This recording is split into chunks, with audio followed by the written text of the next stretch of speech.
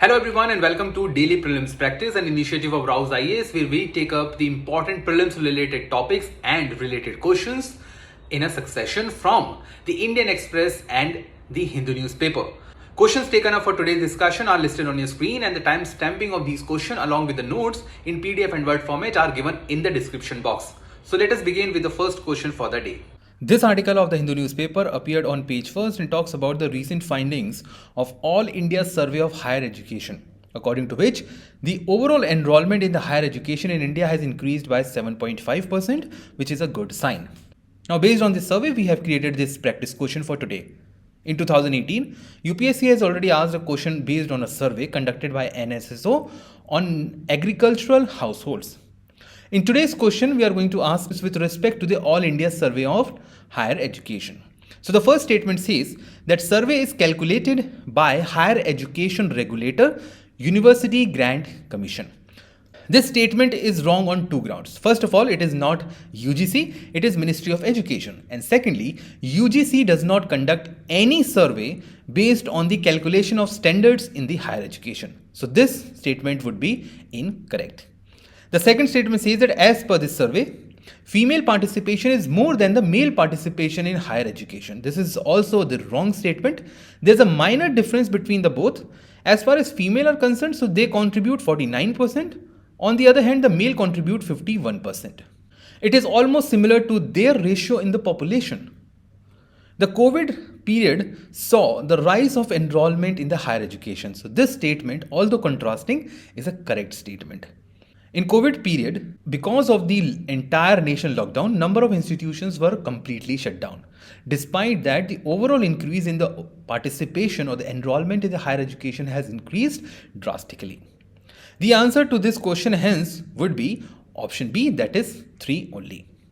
As far as UPSC's question is concerned, so the answer to this question would be option C, because the second statement is incorrect. Agriculture households does not contribute 60% of the overall population.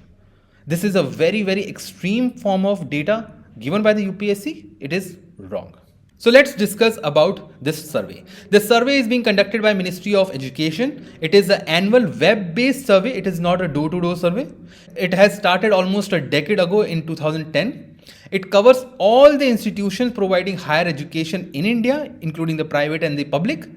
The parameters include teachers, student enrollment programs, examination result, education finances, and their infrastructure. The indicators include the institutional density, gross enrollment ratio, pupil-teacher ratio, gender parity index, on which one of the statement was based, per student expenditure. The purpose is simple. It will help in the policy decision making as well as the research and development for the education sector. Now, in this survey, it shows that 7.5% is the actual increase in the total enrollment. The total enrollment has reached 4.13 crore, which is a very high number. 7% rise has been observed in the distant education program or the online education program. As far as increase in different communities is concerned, it is 2 lakh among scheduled caste, 3 lakh in scheduled tribe, and 6 lakh among other backward classes. Female enrollment ratio is 49%, hence it is less than male. However, it has increased by 4% on the basis of previous data, which is a good sign. On the basis of the same report, Muslim students have reduced, so as the persons with disability. This article of the Hindu newspaper appeared on page 6 and talks about the improvement that are required in MGNREGA. Now, MGNREGA has been covered multiple times in the Daily News Simplified. You can go through the search box in the YouTube and find out these videos. Today, we have created a question on MGNREGA Act on the basis of various provisions. On the similar ground, UPSC has asked a question on the employment generation schemes, Pradhan Mantri Kaushal Vikas Yojana in 2018. Today, the first statement of the question is that MGNREGA provides for 100 days of guarantee wage employment to rural households who volunteer to do unskilled manual work. There are multiple dimensions in this point, however, all of them are correct. The scheme is managed by local self-government institution. This statement is also correct because these are managed by panchayats. And the final auditing of work is covered by Gram Sabha. This is wrong. Why? Because Gram Sabha is only responsible for social auditing, not the final auditing. As far as final auditing are concerned, these auditing are covered by state employment guarantee councils or the Central Employment Guarantee Council. Hence, based on the same, the answer to this question would be option D. The answer to the question given by the UPSC would be option C, that is 2 and 3 only. It is not Ministry of Labour, it is Ministry of Skill Development. If you go by the basic understanding of the MGNREGA, the role of Gram Sabha is to prioritize the work, monitor the work, conduct social audit, not the final audit, and resolve queries. It is based on the NREGA Act 2005, which provides 100 days of employment to the people in a one financial year from a household. It is managed by the Gram Panchayats. As far as Gram Panchayats are concerned, so they provide the application and the issue job cards, provide mandatory employment within 15 days and prepare the annual report. As far as state role is concerned, so they frame the rules. They set up the State Employment Guarantee Council and the State Employment Guarantee Fund. This council is responsible for conducting the final audit. They also provide the appointment employment guarantee assistant to these panchayat. There's a provision of social audit, and the basic purpose of NREGA is to provide wage employment, income security and reduce the poverty, reduce down the rural to urban migration and provide right to employment, and also strengthen the Gram Sabha at the grassroots level of the governance. This article of the Hindu newspaper appeared on page 8 and calls for the modification in the Indus Water Treaty. Now this treaty has already been covered in the DNS. Even the map based question was asked previously in the DPP. Today, we are going to look into the provision-led statements of this treaty. In 2021, Indus River System map-based question was asked. In reference to the practice question today, which of the following of the Indus Water Treaty statements are correct? The first is that it was UN brokered treaty concluded between India and Pakistan in 1951. This statement would be incorrect on two grounds. First, it was not UN, it was World Bank. And second, it was not 1951, it was 1960.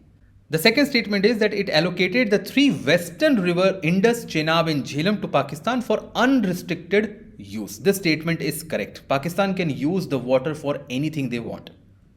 The third statement says that as per the treaty, India can use the water except for power generation. This statement is wrong. Why? Because India can use the water of all the 6 rivers, especially the eastern river, but also the western river, that is Indus, Chenab and Jhelum, for power generation also, but it should be run of the river. According to this treaty, which was signed in 1960 between India and Pakistan, where World Bank became the mediator, it allocated western river Indus, Jhelum and Chenab to Pakistan and eastern river Ravi, Beas and Satluj to India. At the same time, it allowed the country for certain use of the river water allocated to the other. That means India can use the water from Indus, Jhelum and Chenab. In that sense, India can use the water of the western river for domestic use, non-consumption use, basic agriculture use and even the generation of hydroelectric power for run of the river. This article of the Hindu newspaper appeared in the sports page. Now recently, Novak Djokovic, one of the best tennis players in the world, has won his 10th Australian Open title. Today we are going to look into one of the questions based on the sports. Why? Because in 2021, surprisingly, UPSC asked 3 sports related questions and one of them is listed on your screen. So for today, we have taken a question based on the tennis Grand Slams. The first statement is, it refers to achievements of winning all 4 major tennis championships in a calendar year. Now calendar year means 365 days. So a person who is winning all the 4 championships in a calendar year will be considered as a Grand Slam winner. Now what are these 4? We are going to discuss very shortly. But this statement would remain correct. Novak Djokovic and Roger Federer collectively share the record for most Grand Slams. This statement would be incorrect because Novak Djokovic shares the same podium with Rafael Nadal and not Roger Federer. Hence, the answer to this question would be option A. The answer to the question for UPSC would be option D. That is, the finalist in the ICC World Test Championship is not decided by the number of matches. Secondly, it was not New Zealand which ranked ahead of the England. If we go by the basic understanding of this question, these are the 4 Grand Slams that are played across the world and they are played in a one calendar year. It goes from east to west on the globe. So if we talk about east to west, the first country would come as Australia. Then if we are moving on the westward direction, comes the France, then comes England, and the last one would be, the westernmost would be US. And that is the order of conducting the Grand Slam in one calendar year. Australian Open is conducted in the month of January, French Open in the month of May to early June, Wimbledon is conducted in later June to early July, and the last one, Australian Open, is conducted in the month of August to September. Now we come to the question from the Indian Express. This article was published in the explained section of the Indian Express today, and based on this article, we are going to discuss about the basics of polar vortex. Now it is a geographical phenomena. In 2022, UPSC has asked a question with respect to the geographical and atmospheric phenomena. Today, we are conducting the same question with respect to the polar vortex. So the question says, with respect to the polar vortex, consider the following statements. The first statement is, it is a large area of high pressure and cold air surrounding both of Earth's pole. This statement would be incorrect because it is not the high pressure, it is the low pressure. It mostly occurs in the months of winters because of the contrasting in the temperature between the mid latitudes and the polar regions. The second statement is, it spins in the stratosphere, a layer of the atmosphere. This statement would be correct. It is mostly found in the stratosphere layer of the atmosphere. The third is that it is at its highest during the summers and its lowest during the winters. This statement would be incorrect because, as we have stated, it is mostly strengthened during the winters month due to the temperature contrast. So based on this discussion, the answer to this question would be option B. The answer to the UPSC's question would be option D, that is, neither of the two statements given are correct. Now we come to the last question for today. This question appeared in the business page of Indian Express and talks about the recent controversy with respect to the Adani Industries.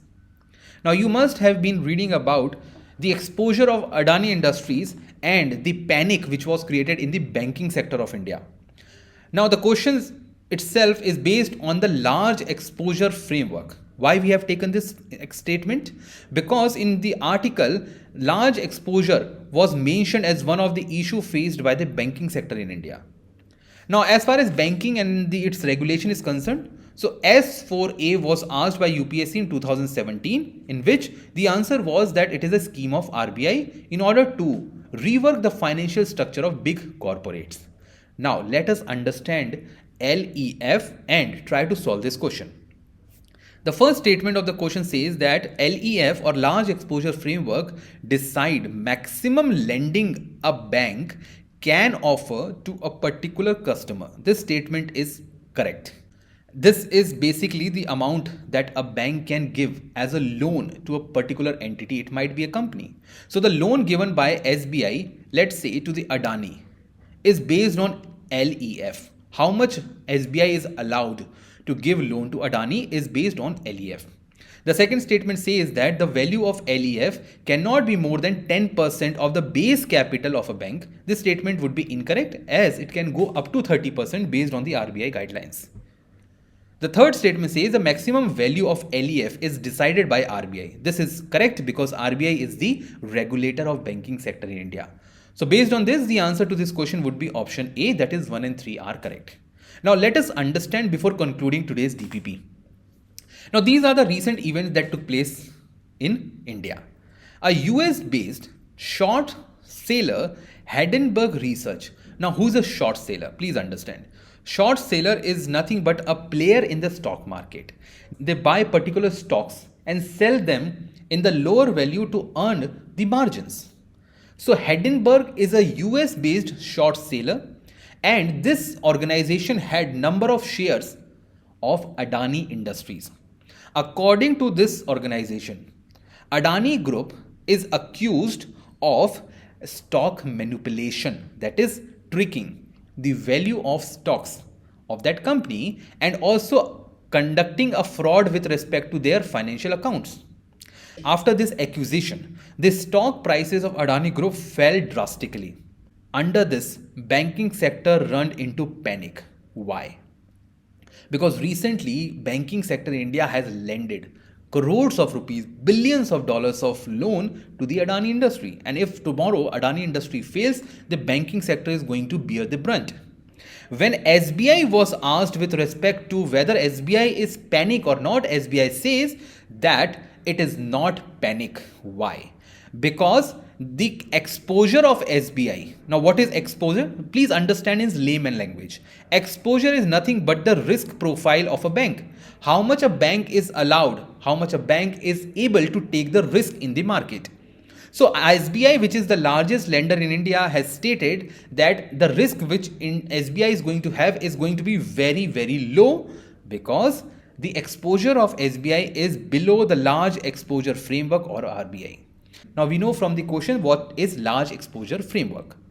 It is a sum of all exposed values of a bank. That is, all types of risk that bank might have in terms of its loan given to a particular counterparty is nothing but the borrowers, or a group of counterparties or the group of borrowers is defined as large exposure if it is equal to or above the 10% of the bank's eligible capital base, that is tier 1 capital. Tier 1 capital is nothing but the ordinary shares, the paid up capital, the statutory reserves and other assets of a bank. If it is up to 10%, LEF is manageable. But in 2019 and 20, according to one of the statement of the RBI, as country was going through the mild recession, LEF value was allowed to be increased to 30%. That is, this is the amount of loan that a bank can offer to a particular entity or a particular party. That's all for today's daily prelims practice. Stay tuned for more such updates.